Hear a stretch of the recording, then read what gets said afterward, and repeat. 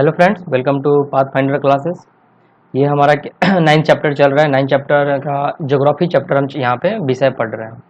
इसके पहले दोस्तों हमने 5 चैप्टर पढ़ लिया, यानी कि 5 जो हमारे विषय था उसको हमने सब्जेक्ट को हमने चैप्टर को पढ़ लिया, अध्याय को पढ़ लिया है। और ये हमारा अध्याय 6 है, यानी कि चैप्टर नंबर 6 है 9th क्लास का ज्योग्राफी। ओके, ये जो जनसंख्या है ये क्या है, 9th क्लास का ज्योग्राफी का 6 चैप्टर है। और ये चैप्टर स्टार्ट करने से मैं पहले आपको एक और चैनल का नाम बता दूं, कंपटीशन एरा। इसके नाम से यूट्यूब पर एक हमारा एक और चैनल है, आप इस चैनल को जरूर सब्सक्राइब कर लें। ओके, जो आयान स्टडी क्लासेस से था उसी का नाम चेंज कर कर कंपटीशन एरा के नाम से दिया गया है। ओके, तो अगर ये आपको और भी कुछ वीडियोस देखने होंगे, जैसे कंपटीशन लेवल का मैथ्स हो या 10th क्लास या और भी कुछ छोटे छोटे जो वीडियो होते हैं ज्योग्राफी के, हिस्ट्री के, ये उस पर भी मिल जाएगा आपको। और इस पे तो डिटेल में आपको पाथफाइंडर क्लासेस पे मिलता ही रहेगा। ओके, तो अगर ये आपको मन करे तो आप जाकर इस चैनल को सब्सक्राइब कर सकते हैं। ओके, तो जैसे कि आज हमारा चैप्टर क्या है, जनसंख्या। अब इस जनसंख्या के बारे में हम पढ़ेंगे यहाँ पे कि भारत की जनसंख्या के बारे में, जनसंख्या का आकार कैसा होता है, इसमें कैसे वृद्धि होती है, हम इन सब के बारे में क्या करेंगे, बारी बारी से हम पढ़ेंगे।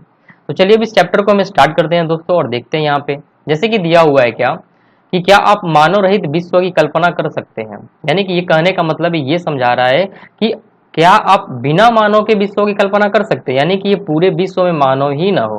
ओके, तो जैसे कि दे रहा है कि संसाधनों का उपयोग, क्या दे रहा है, संसाधनों का उपयोग एवं सामाजिक तथा सांस्कृतिक वातावरण का निर्माण कौन करता है। अगर मान के चलिए कि मानव रहित मैंने विश्व को मान लिया, तो आप बताओ कि संसाधनों का उपयोग कौन करेगा, सामाजिक तथा सांस्कृतिक वातावरण का जो है वो निर्माण कौन करेगा। ओके, अब यहाँ पे जैसे कि दे रहा है दोस्तों कि समाज एवं अर्थव्यवस्था के विकास में मानव का महत्वपूर्ण योगदान होता है। क्या होता है, समाज एवं जो अर्थव्यवस्था होता है उसके विकास में मानव का ही तो सबसे ज्यादा क्या होता है, योगदान होता है।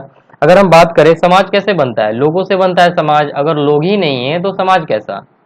अर्थव्यवस्था कहने का मतलब इकोनॉमी। अब मान के चलिए कि इकोनॉमी कब बनेगी, जब मानव रहेंगे, खरीदारी करेंगे, पैसा इधर से उधर होगा, हर मार्केट में पैसा जाएगा, तो वो क्या होगा, तभी तो अर्थव्यवस्था बनेगी। अगर मानव ही नहीं है तो अर्थव्यवस्था किस काम की, अर्थव्यवस्था तो होगी नहीं।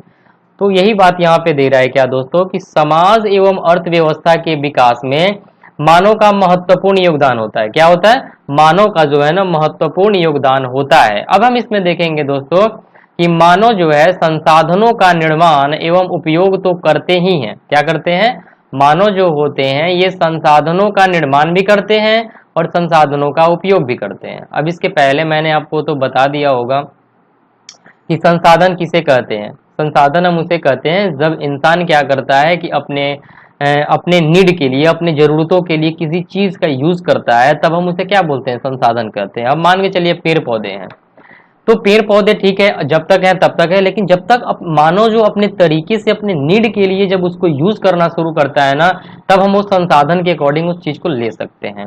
ओके, अब जैसे यहाँ पे दिया है स्टूडेंट कि वे स्वयं भी विभिन्न गुणों वाले संसाधन होते हैं। जो मानव होते हैं वे क्या होते हैं, वे विभिन्न प्रकार के गुणों वाले संसाधन होते हैं। अब जैसे मान के चलिए यहाँ पे जैसे दिया हुआ है कोयला, तब तक चट्टान का एक टुकड़ा था जब तक कि मानव ने उसे प्राप्त करने की तकनीक का आविष्कार करके उसे एक संसाधन नहीं बनाया। एक बात बताओ, कोयला कहाँ से आता है, हम पृथ्वी की खुदाई करते हैं और वहां से निकालते हैं जीवाश्म ईंधन के रूप में। तो जब तक मानव ने अपने यूज के लिए जब तक इसका उपयोग नहीं किया, अपने नीड के लिए यूज नहीं किया, तब तक तो ये क्या था, कोयला का पहाड़ था। लेकिन जब इस कोयले का मानव ने यूज कर लिया अपने प्रॉफिट के लिए, तब ये क्या बन गया, कोयला एक संसाधन बन गया। क्या बन गया, कोयला एक संसाधन बन गया। तो आप इतना समझ लो कि संसाधन हम तभी कह सकते हैं किसी भी चीज को जब मनुष्यों के द्वारा उस चीज का उपयोग किया जाए। ओके, अब हम यहाँ पे देखेंगे दोस्तों कि जो प्राकृतिक घटनाएं होती हैं, प्राकृतिक घटनाएं में क्या क्या क्या है, बाढ़ का आना, सुनामी का आना, जब किसी घनी आबादी वाले गांव हो गया या शहरों को प्रभावित करते हैं तभी वो आपदा कहलाते हैं। ओके, अब एक बात बताओ, प्राकृतिक घटनाएं हैं वो जैसे हैं वैसे है, लेकिन अगर जब वो बाढ़ एक आता है या जब सुनामी आती है और किसी घनी आबादी वाले गांव या शहर को प्रभावित करती है, यानी कि उनमें जाकर थोड़ी तबाही मचाती है, तब हम उसे क्या बोलते हैं, आपदा का नाम देते हैं। अगर यही तबाही प्रभावित न हो तब हम उसे आपदा नहीं कह सकते हैं। ओके, आपदा एक निगेटिव वर्ड है जिसमें क्या होता है कि जान माल की बहुत ही ज्यादा क्षति होती है। ओके, अब देखेंगे दोस्तों आगे यहाँ पे कि सामाजिक अध्ययन में क्या होता है कि जनसंख्या एक आधारी तत्व है। अगर हम सामाजिक अध्ययन पढ़ रहे हैं, अगर हम पॉलिटिक्स या तुम इकोनॉमिक्स, सॉरी यहाँ पे जैसे सोशल साइंस पढ़ते हैं ना, तो वही यहाँ पे दे रहा है सोशल साइंस यानी सोशल स्टडीज दे रहा है। सामाजिक अध्ययन में जनसंख्या क्या है, एक आधारित तत्व है। क्या है, एक आधारित तत्व है और यह एक संदर्भ बिंदु है। क्या है, यह एक संदर्भ बिंदु है जिससे दूसरे तत्वों का अवलोकन किया जाता है।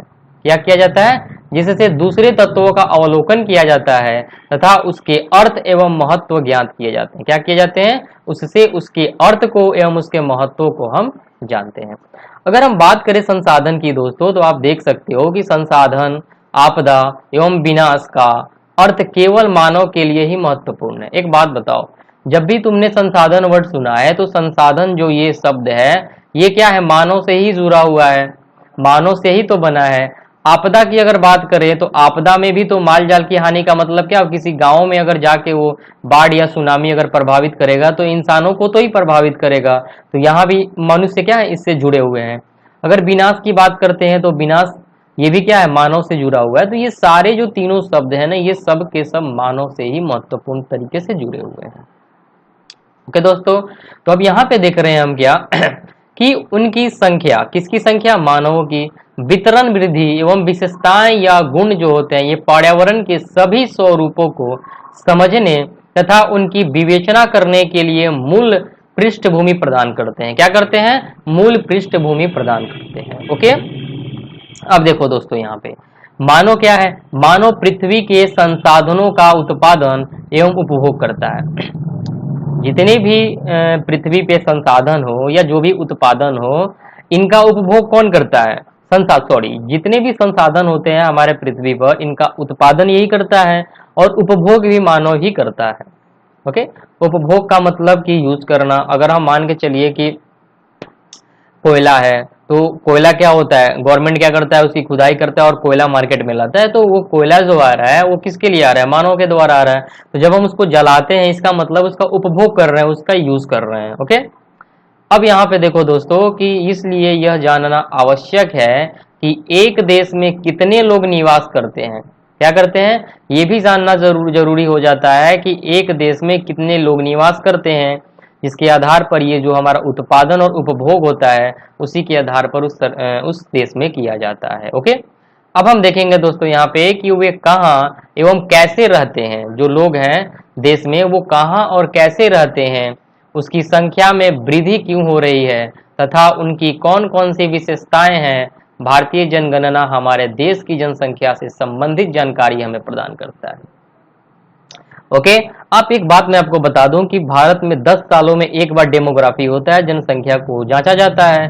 तो पहले हुआ था 2011 में, 10 साल के बाद यानी कि 2021 में होगा। ओके, तो ये जो जनगणना है 2021 में डाटा आएगा, लेकिन एक 2011 जनगणना के अकॉर्डिंग क्या हुआ था कि उस समय 137 करोड़ जनसंख्या थी हमारी। कितनी थी, 137 प्लस में, वो भी याद कर लेना, 137 प्लस। और अभी जो जनसंख्या है तो ये जो जनसंख्या अभी हाल फिलहाल की 137 करोड़, लेकिन जो जनसंख्या है उसकी चाइना की 143 करोड़ एक नंबर पे है, वो मैंने बता दिया। लेकिन अगर 2011 की जनगणना के अकॉर्डिंग अगर हम लेते हैं यहाँ पे, तो भारत की जनसंख्या 137 करोड़ है। ओके, तो 10 सालों पे भारत में एक बार डेमोग्राफी होता है, यानी कि जनसंख्या को मेजर किया जाता है। ओके दोस्तों, तो चलो अब आगे बढ़ते हैं कि ये कैसे करते हैं। सबसे पहले हम जनसंख्या से संबंधित 3 प्रमुख प्रश्नों पर विचार करेंगे, और वो कौन कौन से भाई प्रश्न हैं, तो चलो देखते हैं दोस्तों। तो पहला प्रश्न है कि जनसंख्या का आधार एवं वितरण। क्या, कि जनसंख्या का आधार कैसा होगा, उनका वितरण कैसा होगा, ये है। तो जैसे कि दे रहा है कि लोगों की संख्या कितनी है तथा वे कहाँ निवास करते हैं, ये बोल रहा है। क्या बोल रहा है, लोगों की संख्या कितनी है तथा वे कहाँ निवास करते हैं, ये सब बातें पहले देखना है। दूसरी पॉइंट हमारा ये है, वो बोल रहा है कि जनसंख्या वृद्धि एवं जनसंख्या में परिवर्तन। वृद्धि होगा तो परिवर्तन होगा, या तो कम होगा तो परिवर्तन होगा। ओके, अब जैसे कि दे रहा है कि समय के साथ जनसंख्या में वृद्धि भी होती है एवं इसमें परिवर्तन कैसे हुआ, ये सब पढ़ना है। तीसरा पॉइंट कह रहा है कि जनसंख्या के गुण या विशेषताएं को पढ़ना है। इसमें क्या है, गुण और विशेषताएं में कि उनकी उम्र, लिंगानुपात, साक्षरता स्तर, व्यवसायिक संरचना तथा स्वास्थ्य की अवस्था क्या है। मैं आपको स्टूडेंट एक बात बता दूं कि अगर पूरी दुनिया में अगर ले ले हम या भारत में ही लेके चलो तो सबसे ज्यादा मेडिकल की रैकलेसनेस के कारण ना बिहार में सबसे अधिक मौत होती है। ये डाटा है आपका। ओके, मेडिकल में, यानी कि मेडिकल की रैकलेसनेस, यहाँ पे डॉक्टर जो होते हैं वो अच्छे से नहीं कर पाते हैं इलाज, यानी कि यहाँ पे रैकलेस तरीके से होता है। तो बिहार हमारा टॉप पे है रैकलेस तरीके में। ओके, मेडिकल रैकलेसनेस के कारण यहाँ पे क्या होता है कि लोगों की मौतें ज़्यादा होती है। ओके, अब हम यहाँ पे देखेंगे अलग अलग करके, जैसे कि फर्स्ट हमारा क्या था, जनसंख्या का आकार एवं वितरण के बारे में हम इसमें देखेंगे। तो क्या दिया हुआ है दोस्तों कि भारत की जनसंख्या का आकार एवं संख्या के आधार पर वितरण हमें यहाँ पे करना है। तो चलो यहाँ पे आप देख सकते हैं कि 2001 तक भारत की जनसंख्या लगभग 10,280 लाख थी, यानी कि यहाँ पे ले सकते हो कितना, 1 करोड़। आप यहाँ पे 10 करोड़ के हिसाब से 102 करोड़ ले सकते हो। ओके, 102 करोड़। 2001 में कितनी जनसंख्या थी, 102 करोड़, यानी कि 10,280 लाख थी, जो कि विश्व की कुल जनसंख्या का 16.7% था। ये डाटा दोस्तों देखो कब का है, 2001 की डाटा है। और अभी हमारा क्या चल रहा है, अभी हमारा चल रहा है 2020। तो आप सोच सकते हो कि 19 सालों में कितनी जनसंख्या बढ़ चुकी होगी। अगर हम बात करें जो कि विश्व की कुल जनसंख्या का जो ये था 2011 में 16.7% था, और 10.2 करोड़ लोग जो थे भारत के 32.8 लाख वर्ग किलोमीटर में थे। मैंने आपको पहले चैप्टर में ही पढ़ा चुका हूं कि 3.28 मिलियन स्क्वायर किलोमीटर में हमारा भारत का स्थिति है, और ये हमारे छठे पोजीशन, 7वें पोजीशन पे आता है। ओके, या आप इसको 3.2 मिलियन लिखो या लिख दो 32.8 लाख वर्ग किलोमीटर, क्योंकि 10 लाख में 1 मिलियन होता है, तो 32 लाख में 3 मिलियन और 2 लाख उधर लेके चले जाओ। ओके, और ये जो विश्व के भूभाग का कितना परसेंट है, तो 2.4% हिस्सा है कौन, भारत का 32.8 लाख वर्ग किलोमीटर एरिया। ओके मेरे दोस्तों, तो अब आगे बढ़ो। ये विशाल आसमान के रूप में वितरित होता है। ठीक है, ओके, अब चलो देखते हैं यहाँ पे। अब हम यहाँ पे देखेंगे क्या कि ये जो दे रहा है कि 6.1 में अब चलते हैं। यहाँ पे देख सकते हो कि ये भारत की संख्या के अकॉर्डिंग है, जनसंख्या के अकॉर्डिंग है 16 पॉइंट, यानी कि अगर पूरा ये विश्व है, अगर ये प्लेट, तो इतना भाग में भारत की जनसंख्या है। ओके, अगर जनसंख्या के बारे में ये तो हो गया। अगर हम क्षेत्रफल के बारे में बात कर दे दोस्तों, तो आप देख सकते हो यहाँ पे कि ये पूरा इतना वर्ल्ड का क्षेत्रफल है, तो मात्र भारत का 2.4% क्षेत्रफल, यानी कि इतने हिस्से में ही भारत है। ओके, अब हम यहाँ पे देखेंगे क्या कि 2001 की जो जनसंख्या के अनुसार देश की सबसे अधिक जनसंख्या वाला राज्य जो था उत्तर प्रदेश है, और जहां की कुल आबादी लगभग 1.66 लाख है। कितनी है, 1.66 लाख है। कहाँ पे, यानी 1 करोड़ के आसपास है, 16, यानी कि 1,60,66,00,000 के आसपास है। कहाँ पे, ये है हमारी कुल आबादी भारत की, ये सॉरी उत्तर प्रदेश की। उत्तर प्रदेश में देश की कुल जनसंख्या का 16% हिस्सा है। अगर पूरे देश में 100 लोग हैं तो 16 लोग कहाँ पे है, उत्तर प्रदेश में। 16% हिस्सा जनसंख्या का है ये। अगर हम बात करें यहाँ पे कि दूसरी ओर हिमालय क्षेत्र है के राज्य, हिमालयी क्षेत्र में राज्य सिक्किम आता है, और सिक्किम की आबादी केवल 5 लाख ही है। ये मैं 2011 की जनगणना के अनुसार बता रहा हूँ आपको। ये कितनी थी, 5 लाख ही है। लक्षद्वीप में केवल कितने हैं, 60,000 लोग निवास करते हैं। लक्षद्वीप जो हमारा है पश्चिमी एरिया में, जो कहाँ पड़ता है, ये पड़ता है समुद्री एरिया में, तो उसमें कितने हैं, 5 लाख ही, सॉरी 60 लाख है, 60 लाख बोल रहा हूँ, 60,000। और सिक्किम की आबादी 5 लाख है। जैसे हम यहाँ पे बात करें जनसंख्या का वितरण अगर ले लें, तो ये देखो, ये पूरा आबादी जो 51.2% है, इसमें अन्य लोग हैं। उत्तर प्रदेश 1 नंबर पे आता है, महाराष्ट्र देखो यहाँ पे 2 नंबर पे आता है, किसके क्षेत्र में, जनसंख्या के क्षेत्र में। बिहार आता है 3रे पोजीशन पर, और पश्चिम बंगाल आता है 4थे पोजीशन पर, और आंध्र प्रदेश आता है 5वें पोजीशन पर। और इसके बाद जितने भी 28 ये राज्य हो गए, और प्लस 9 केंद्र शासित प्रदेश को अगर ले लिया जाए, तो उसमें से 1 2 3 4 5 आप निकाल दो, तो 5 निकालोगे तो 23 और प्लस 9 हो जाएगा, यानी कि 9 3 12, यानी कि 32 जो स्टेट है यहाँ पे केंद्र शासित और प्लस ऐसे मिलाकर ये पूरे आधे में है, 51.2% है। ओके, अब यहाँ पे देखेंगे हम दोस्तों कि भारत का लगभग आधी आबादी केवल 5 राज्यों में निवास करती है। आप देख ही सकते हो यहाँ पे दिया हुआ है कि भारत की जो आधी आबादी है वो सिर्फ 5 ही राज्यों में निवास करती है। ये राज्य कौन कौन है, उत्तर प्रदेश हो गया, महाराष्ट्र हो गया, बिहार हो गया, पश्चिम बंगाल एवं आंध्र प्रदेश है। अगर हम बात करें तो क्षेत्रफल की दृष्टि से राजस्थान सबसे बड़ा राज्य है, यानी कि राजस्थान क्या है, क्षेत्रफल की दृष्टि से सबसे बड़ा है। अगर क्षेत्रफल की बात ले लें, एरिया की बात ले लें, तो राजस्थान सबसे बड़ा है, जिसकी आबादी भारत के कुल जनसंख्या का मात्र 5.5% है। और 16% किसका था, उत्तर प्रदेश का था। तो आप देख सकते हो कि राजस्थान एरिया में सबसे बड़ा है और पूरे भारत की जनसंख्या का कितना प्रतिशत है, ये 5.5% है। ओके, अब यहाँ पे हम देखेंगे कि घनत्व के आधार पर भारत की जनसंख्या वितरण हम पढ़ेंगे। क्या पढ़ेंगे, जनसंख्या वितरण। तो देखो दोस्तों यहाँ पे कि जनसंख्या घनत्व जो है ये असमान वितरण का बेहतर चित्र प्रस्तुत करता है। ये क्या करता है, असमान वितरण का बेहतर चित्र प्रस्तुत करता है। अगर हम मान लें कि प्रति इकाई क्षेत्रफल में रहने वाले लोगों की संख्या को जनसंख्या घनत्व कहते हैं। क्या बोलते हैं, यानी कि प्रति इकाई क्षेत्रफल में रहने वाले लोगों की संख्या को हम क्या बोलते हैं, जनसंख्या घनत्व कहते हैं। अगर हम बात करें यहाँ पे कि भारत विश्व के घनी आबादी वाले देशों में से एक है। क्या है, भारत जो है ये विश्व की घनी आबादी वाले देशों में से क्या है, एक है। अगर हम यहाँ पे बात करें, क्या आप जानते वाले नोट्स में, तो देखिए केवल बांग्लादेश तथा जापान की जनसंख्या घनत्व भारत से अधिक है। ओके, भारत, घनत्व का मतलब अधिक होता है, यानी कि एरिया कम, जनसंख्या ज्यादा।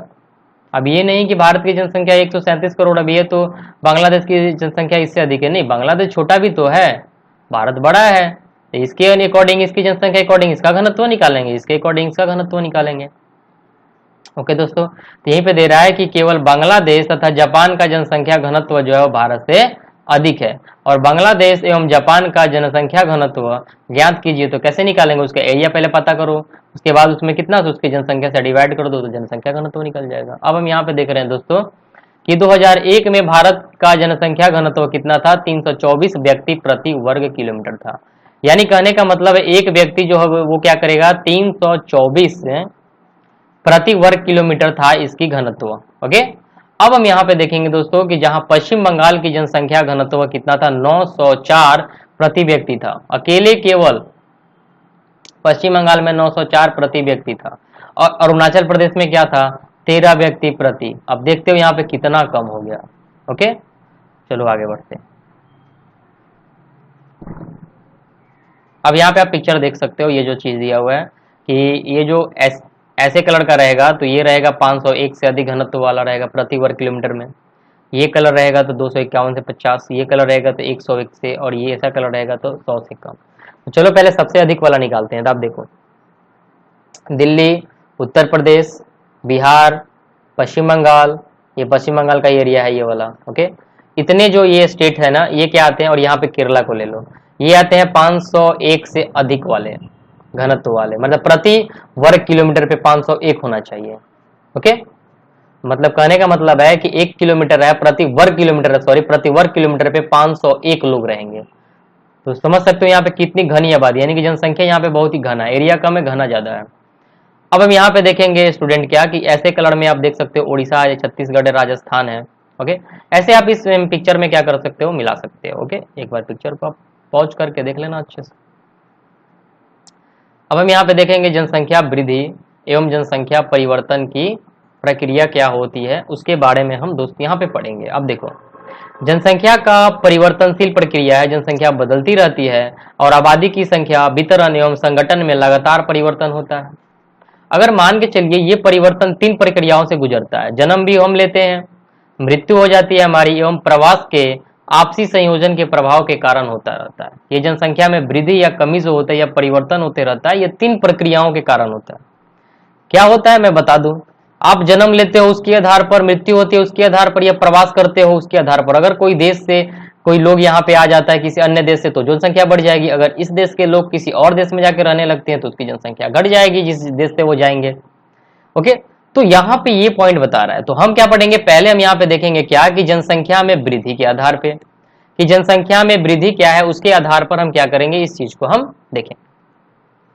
अब देखो दोस्तों यहाँ पे अब क्या दे रहा है कि जनसंख्या वृद्धि का अर्थ क्या होता है। ओके, तो हम क्या देखेंगे यहाँ पे, जनसंख्या वृद्धि को देख रहे हैं। तो जैसे क्या दे रहा है कि जनसंख्या वृद्धि का अर्थ होता है कि किसी विशेष समय अंतराल में, जैसे कि 10 वर्षों के भीतर किसी देश राज्य के निवासियों की जनसंख्या में परिवर्तन। अभी मैंने बताया था कि देश की जनसंख्या जो होती है वो 10 साल में एक बार उनका डेमोग्राफी होता है, यानी कि जनसंख्या को हम गिनते हैं। ओके। और इस प्रकार परिवर्तन को दो प्रकार में व्यक्त किया जाता है, यानी कि जो परिवर्तन होता है इनको दो प्रकार में व्यक्त किया जाता है। और ये पहला क्या है, पहला है वृद्धि के अकॉर्डिंग, और दूसरा है प्रति वर्ष होने वाले प्रतिशत परिवर्तन के अकॉर्डिंग। ओके, या तो वृद्धि करो या तो परिवर्तन करो, और परिवर्तन में आपके आ जाते हैं वृद्धि करने पे भी परिवर्तन आएगा, आपके लोग मृत्यु करेंगे तो भी परिवर्तन आएगा, तीसरा है प्रवास के आधार पर भी होगा। ओके, अब हम यहाँ पे देखेंगे दोस्तों कि प्रत्येक वर्ष यानी एक दशक यानी कि 10 सालों में बढ़ी हुई जनसंख्या कुल जनसंख्या में वृद्धि का परिणाम है, यानी कि अगर बढ़ गया तो वृद्धि का परिणाम इसको बोलेंगे।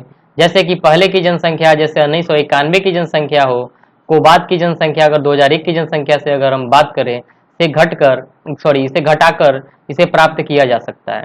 अब इसे क्या बोलते हैं, निरपेक्ष वृद्धि कहा जाता है। यानी कहने का मतलब है कि 1991 में कुछ जनसंख्या होगा और 2001 में कुछ जनसंख्या होगी, जब हम माइनस करेंगे यहाँ पे क्या हो जाएगा, माइनस करेंगे तो कुछ बदलाव आएगा, परिवर्तन आएगा, यानी कि बढ़ जाएगा जनसंख्या तो बढ़ेगा, तो हम इसको बोलेंगे निरपेक्ष वृद्धि हुआ है यहाँ पे। अब यहाँ पे देखो दोस्तों कि जनसंख्या की वृद्धि दर दूसरा महत्वपूर्ण पहलू है। क्या है, जनसंख्या में जो वृद्धि दर होता है ये क्या है, दूसरा हमारा महत्वपूर्ण पहलू है, और इसके अध्ययन प्रति वर्ष प्रतिशत में किया जाता है। जैसे कि मान के चलिए कि प्रति वर्ष 2% वृद्धि की दर का अर्थ है कि दिए हुए किसी वर्ष में मूल जनसंख्या प्रत्येक 100 व्यक्तियों पर दो पे वृद्धि हुई है, यानी कि अगर उस देश में अगर 100 व्यक्ति हैं तो 2 लोगों की वृद्धि होगी, यानी कि अब हो गए 102। ओके, और इसे वार्षिक वृद्धि दर कहा जाता है। क्या बोलते हैं हम इसे, वार्षिक वृद्धि दर का नाम हम इसे कहते हैं। अगर यहाँ पे दिया हुआ है कि भारत की आबादी 1951 में कितनी थी, 3.6 लाख, मान के चलो कि मात्र 3 करोड़ थी। यहाँ पे आप देख सकते हो 1951 में कितनी जनसंख्या कम थी, और अब देखो कि हम लोग कहाँ पे हैं। ओके, तो ये जो चीज है ना लगभग बढ़कर 2011 में क्या हुआ है, 10 हो गया है। ओके, यानी कहने का मतलब पहले था 36 करोड़ तो अब हो गया है तुम्हारा कितना, 102 करोड़ हो गया है।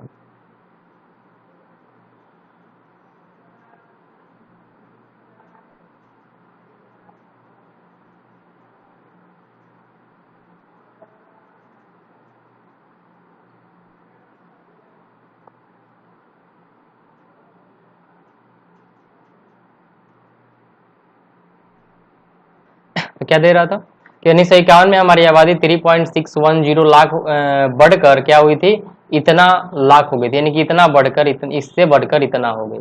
और भारत की जनसंख्या में वृद्धि का परिणाम आप इस डेमोग्राफी आप देख लो। 1951 में क्या था, कुल जनसंख्या इतनी थी 361 लाख था, यानी कि 36 करोड़। और एक दशक के बाद क्या हुआ कि 42 करोड़ हो गया। ओके, और 42 करोड़ के बाद कितना, तो इसमें दोनों में कितने परसेंट की वृद्धि हो गई, तो 1.25% की वृद्धि हो गई। ऐसे आप निकाल सकते हो। तो डायरेक्ट आप यहाँ पे 2001 में, तो 2001 में कितनी थी आप देख सकते हो कि जनसंख्या लाख में इतना था, और वृद्धि सापेक्ष लाभ में कितना हो गया, यहाँ से इतना हो गया, और ये आपका हो गया इतना।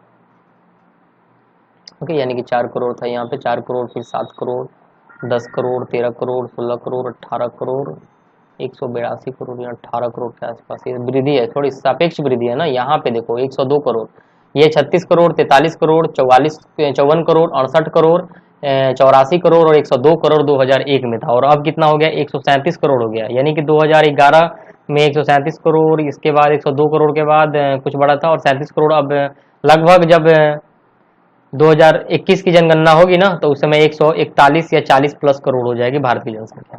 ओके, अब हम यहाँ पे देखेंगे क्या, ये जैसे कि आप पिक्चर देख सकते हो यहाँ पे कि एक 1951 था, 1951 में जनसंख्या बढ़कर यहाँ तक देखो पहुंची है, इसके बाद ऐसे गई है, इसके बाद ऐसे, अब क्या हो रहा है कि जनसंख्या में ना गिरावट आ रही है।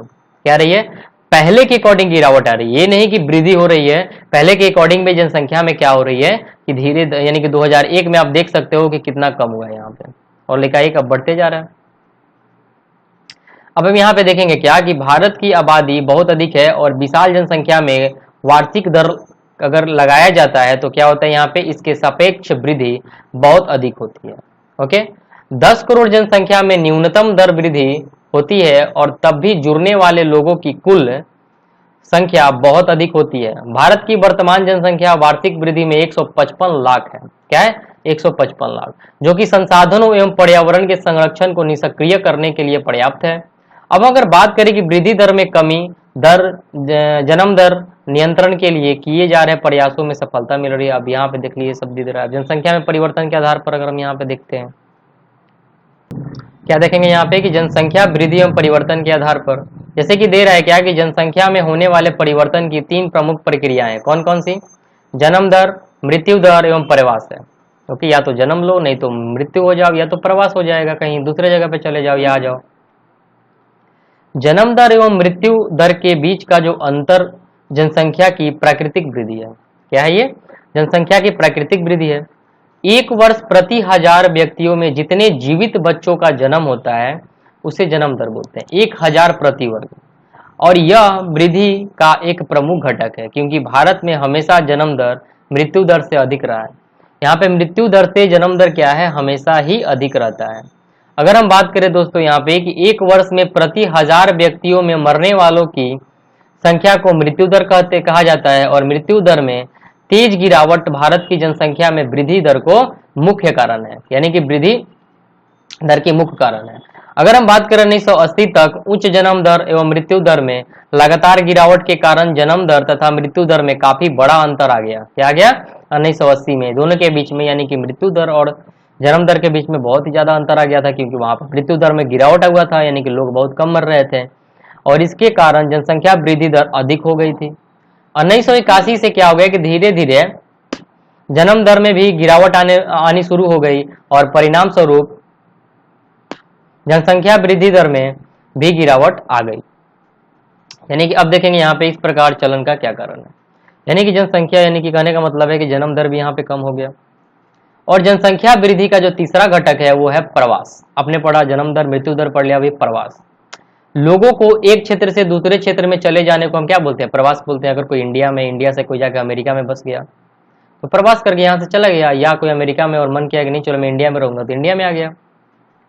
ओके, अब हम यहाँ पे देखेंगे दोस्तों ये जो चीज दे रहा है कि भारत जो है अधिकतर, भारत में क्या है कि अधिकतर प्रवास जो है ग्रामीण से शहरी क्षेत्रों की ओर होता है, क्योंकि ग्रामीण क्षेत्रों में जो आकर्षण है यानी कारक प्रभावी होते हैं, और ये ग्रामीण क्षेत्रों में गरीबी एवं बेरोजगारी की प्रतिकूल अवस्थाएं होती है। अगर हम बात करें नगर का, तो कर्षण यानी कि पुल प्रभाव रोजगार में वृद्धि एवं अच्छे जीवन स्तर को दर्शाता है हमारे टाउन क्षेत्र में। और यहाँ पे आप देखोगे क्या कि जो ग्रामीण नगरीय प्रवास के कारण शहरों का नगरों की जनसंख्या में नियमित वृद्धि होती है। अगर मान के चलिए गांव में लोग हैं और गांव से उठकर शहरों में चले जाएंगे तो जनसंख्या वृद्धि दर तो बढ़ेगी ही। और 1951 में कुल जनसंख्या की 17.29% नगरीय जनसंख्या थी, और यहाँ 2001 में बढ़कर ये हो गई थी 27.78% हो गई थी।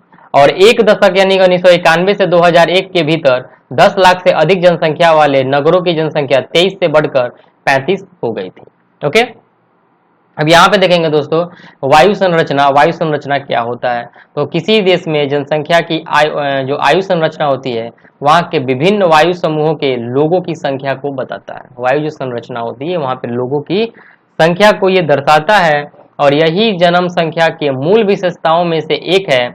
और एक व्यक्ति की वायु उसकी इच्छा, खरीदारी तथा काम करने की जो क्षमता को पर्याप्त रूप से क्या करता है, प्रभावित करती है। ओके, अब यहाँ पे देखो दोस्तों कि परिणाम स्वरूप, इसके परिणाम स्वरूप क्या हो गया कि बच्चे, वयस्क, जो वृद्ध होते हैं उनकी संख्या एवं क्या होता है उनके क्षेत्रफल में प्रतिशत किसी भी क्षेत्र की आबादी एवं सामाजिक एवं ढांचों को निर्धारित करता है। जैसे कि बच्चे सामान्यतः 15 वर्ष से कम के, ये आर्थिक रूप से क्या होते हैं, उत्पादनशील नहीं होते। ये कहने का मतलब ये कमाने लायक नहीं होते हैं, और इनको भोजन, वस्त्र, स्वास्थ्य संबंधी सुविधाएं उपलब्ध कराने की आवश्यकता होती है। अगर हम बात करें वयस्क, बच्चे होते हैं 15 वर्ष से नीचे के, और 15 से अगर 59 वर्ष ले ले तो ये वयस्क में आते हैं। क्या होते हैं, वयस्क में। ये आर्थिक रूप से क्या होते हैं, उत्पादनशील तथा जैविक रूप से प्रजननशील होते हैं, और ये जनसंख्या में कार्यशील वर्ग है। क्या करते हैं, ये कार्यशील वर्ग भी होते हैं। ओके, यानी कि प्रजननशील भी होते हैं, और ये जैविक रूप से प्रजननशील होकर ये जनसंख्या में वृद्धि कर सकते हैं। अगर हम बात करें यहाँ पे 59 वर्ष से अधिक के लोगों की, 59 वर्ष से अधिक के लोग में क्या हो जाएगा, ये देखिए ये आर्थिक रूप से क्या होते हैं, उत्पादनशील एवं अवकाश प्राप्त। अवकाश का मतलब क्या होते हैं, ये रिटायर्ड लोग होते हैं, वृद्ध लोग रिटायर्ड हो जाते हैं, 59 साल हो सकते हैं, और ये स्वैच्छिक रूप से कार्य करते हैं, अपने मन से कार्य करते हैं, लेकिन भर्ती प्रक्रिया के दौरान इसकी नियुक्ति नहीं होती है क्योंकि ये वृद्ध होते हैं। जैसे कि आप यहाँ पे ले सकते हो ये कि भारत की उम्र संरचना, ये जो आपकी है वयस्क, यानी कि कितने 58.7% में वयस्क लोग हैं, वृद्ध लोग 6.9% में ही भारत में हैं, और बच्चे जो है 34.4% में हैं। ओके,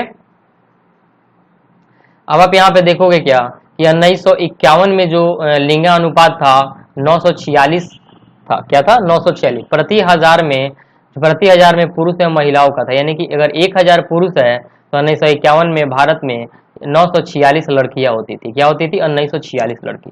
यानी कि हर 1000 पुरुष पे 946 लड़की थी। आप सोच सकते हैं यहाँ पे पुरुषों की संख्या कम है, लड़कियों की संख्या ज्यादा है। 1961 में यही क्या हो गया कि और कम हो गया, यानी कि 1900 सॉरी एक बढ़ गया, 941 हुआ। 71 में ये घटकर 930 हो गया, और फिर बढ़ा 1981 में 934 हुआ। अब हो गया 2001 में क्या हो गया 900 कितना 33, और ये फिर जाकर बढ़ चुका है। ओके, लेकिन यहाँ पे देखो केरल में प्रति 1000 पुरुष पर महिलाओं की जो संख्या है ना 1058 है। यहाँ पे केरल में सबसे ज्यादा महिलाओं की जन्म दर है वहां पे। यानी कि 1000 पुरुष है ना, तो उन 1000 पुरुषों पर 1058 मिले, यानी कि पुरुषों की संख्या भी यहाँ पे कम हो गई। पांडिचेरी की बात करें तो पांडिचेरी में प्रति 1000 पर 1001 लड़की है, यानी कि 1000 अगर पुरुष है तो 1001 लड़की है। और दिल्ली की बात करें तो यहाँ पे 1000 लड़के हैं तो 821 क्या है महिलाएं हैं। ओके, ये साक्षरता दर के बारे में देखना है। तो साक्षरता दर क्या होता है, चलिए इसके बारे में हमें देख लेते हैं।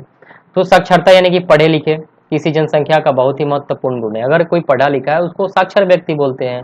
और स्पष्टता केवल एक शिक्षित और जागरूक नागरिक ही बुद्धिमत्तापूर्ण निर्णय ले सकता है। ओके, पढ़ा लिखा इंसान और अनपढ़ में क्या होता है, बहुत ही फर्क होता है।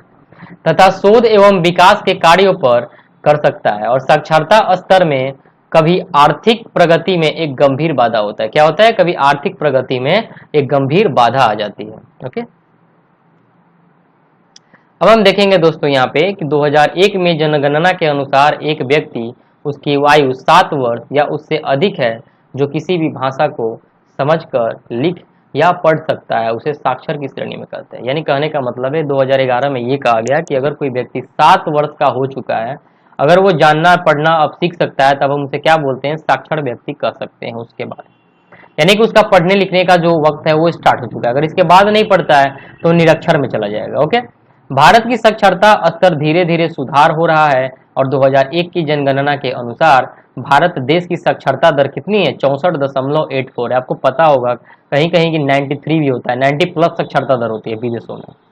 पुरुषों की जो साक्षरता दर है वो 75.26% है, और जो महिलाओं की साक्षरता दर है वो 53.67% है। ओके, अभी साक्षरता दरों में इस प्रकार का अंतर क्यों नहीं है?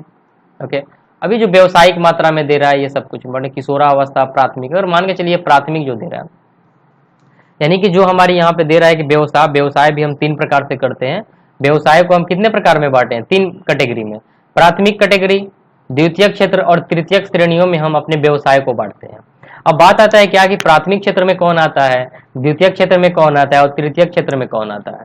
तो लीजिए यहाँ पे देखिए, प्राथमिक क्षेत्र में जो आता है ना, इसमें कृषि आ जाता है। क्या आता है, प्राथमिक क्षेत्र में कृषि आती है, पशुपालन आता है, वृक्षारोपण एवं मछली पालन तथा खनन आदि प्रक्रियाएं, जितनी भी ये हमारे क्या होते हैं, व्यवसाय होते हैं, ये सब के सब हमारे प्राथमिक श्रेणी में आते हैं। कौन कौन, अगर हम कृषि कर रहे हैं तो ये प्राथमिक श्रेणी का है व्यवसाय।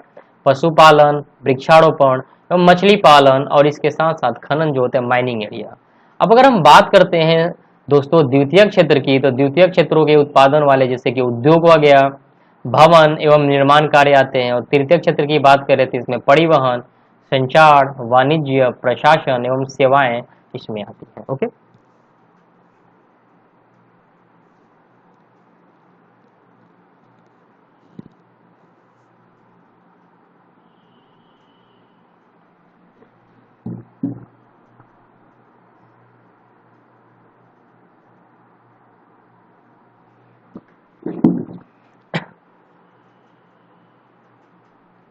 तो देखिए दोस्तों यहाँ पे जैसे कि दे रहा है कि विकसित एवं विकासशील देशों में विभिन्न क्रियाकलापों में कार्य करने वाले लोगों का अनुपात अलग अलग होता है।